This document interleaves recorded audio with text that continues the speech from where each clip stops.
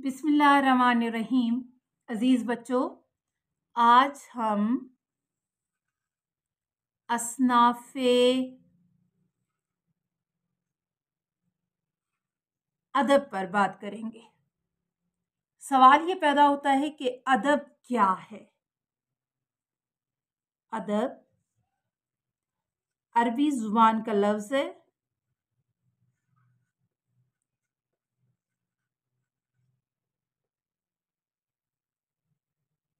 और वक्त गुजरने के साथ साथ इस लफ्ज़ के मानी में तब्दीलियां आती गई हैं। अब अदब दो सिन्फों में इस्तेमाल होता है। नंबर एक, दूसरों की इज्जत व एहतराम,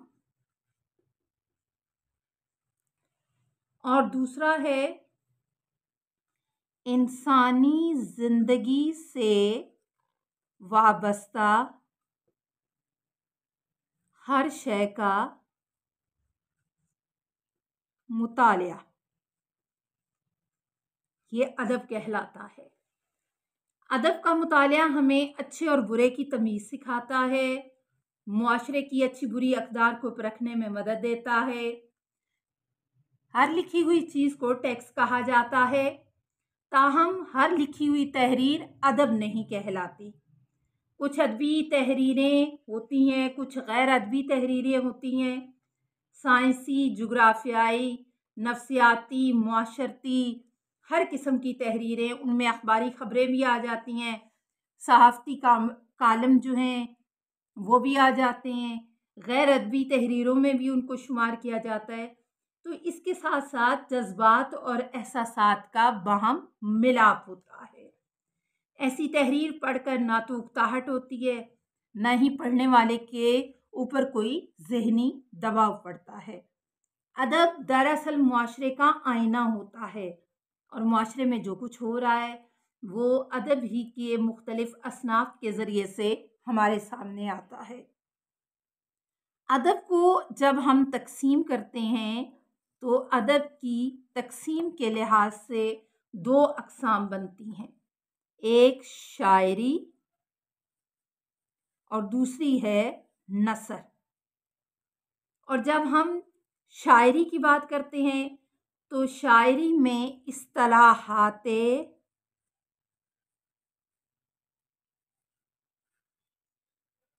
शेर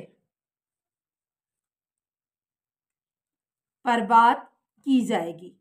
यही हमारा आज का टॉपिक है। अब सवाल ये पैदा होता है कि शेरी इस्तिलाहात क्या हैं। जब कोई लफ्ज़ अपने लुग़वी मानी के बजाय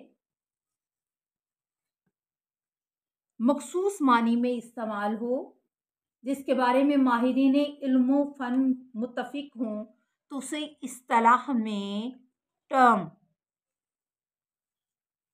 कहा जाता है। हर इल्म फ़न की अपनी मखसूस इस्तिलाहात होती हैं जिनकी मदद से उस इल्म या फ़न को आसानी से समझा जा सकता है। शायरी में भी कुछ इस्तिलाहात मुरव्वज हैं जिनको शेरी इस्तिलाहात कहा जाता है। साल अव्वल के निसाब में सिर्फ 4 इस्तिलाहात काफिया, रदीफ, मतला और मक्ता शामिल हैं, लेकिन कुछ ज़िमनी तौर पर भी कुछ इस्तिलाहात हैं जिनके ऊपर सरसरी जिनका तारुफ करवाना और तुलबा के लिए जिनका जानना बेहद ज़रूरी है। उनमें पहली चीज़ आ जाती है शेर। शेर अरबी ज़ुबान का लफ्ज़ जो शऊर से निकला है। इसके लुग़वी मानी है जानना, बूझना। इस्तिलाही तौर पर शेर उस कलामे मौजू को कहते हैं जिसमें तासीर और हुस्ने अदा पाई जाए और ये 2 मिसरों पर मुश्तमिल होता है। दूसरी इसमें चीज़ आ जाती है मिसरा। मिसरा के लफ्ज़ी मानी है कवाड़, यानी दरवाजे का एक कवाड़ या एक तख्ता। اصطلاحی طور پر شعر کا آدھا حصہ مصرع کہلاتا ہے۔ بعض مصرعے اس قدر مقبول ہو جاتے ہیں کہ وہ مثال یا سند کا درجہ اختیار کر لیتے ہیں۔ جیسے ایک شعر کا مصرع ہے، جو چاہے آپ کا حسن کرشمہ ساز کرے۔ تیسرے نمبر پر چیز آ جاتی ہے بیت۔ شعری اصطلاحات میں سے تیسری ہے لفظی معنی گھر، گھر کے ہیں۔ اصطلاحی طور پر وہ شعر جس کے دونوں مصرعے ہم قافیہ ہوں، ہم قافیہ ہوں تو بیت کہلائے گا۔ مثلاً دل میں ایک لہر سی اٹھی ہے ابھی، کوئی تازہ ہوا چلی ہے ابھی۔ اگلی اس کی ہے فرد، ایسا شعر جو تنہا ہو، یعنی کسی غزل، نظم، قصیدے یا مثنوی سے اس کا کوئی تعلق نہ ہو، اس کے دونوں مصرعوں کا ہم قافیہ ہونا ضروری نہیں ہے۔ ایسے متفرق اور مفرد اشعار شعراء کے دیوانوں میں شامل ہوتے ہیں، دیوان میں ہوتے ہیں، اور انہیں فردیات کہا جاتا ہے۔ فرد سے فردیات، یہ عنوان ان کو دیا جاتا ہے۔ اگلا ہے جی شاعر۔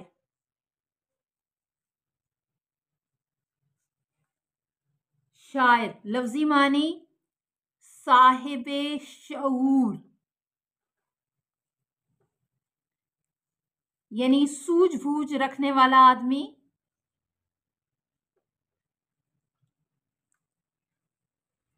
جب اصطلاحی طور پر یعنی اس شخص کو شاعر کہا جائے گا جو اپنے تمام خیالات کو شعری جامہ پہنا سکے اور ان کو ایک طریقے اور سلیقے سے پیش کر سکے۔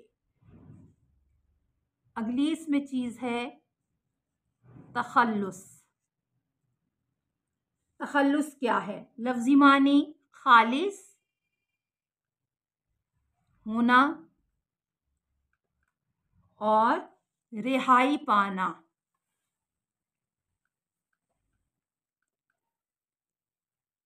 اس معنی میں استعمال ہوتا ہے، لیکن شعری اصطلاح میں وہ مختصر نام ہے جو کہ شاعر لوگ اپنے اشعار میں استعمال کرتے ہیں، وہ تخلص کہلاتا ہے۔ تخلص جو ہے شعرائے ایران کی ایجاد ہے اور فارسی شاعری میں سب سے پہلے تخلص کو استعمال کیا گیا۔ عزیز بچوں، یہ وہ شعری اصطلاحات ہیں جن پر ضمناً ہم نے بات کرنی تھی، جو 4 آپ کے نصاب میں شامل ہیں۔ ان میں پوری ترتیب کے ساتھ اور پوری تفصیل کے ساتھ ایک ایک کر کے روشنی ڈالی جائے گی۔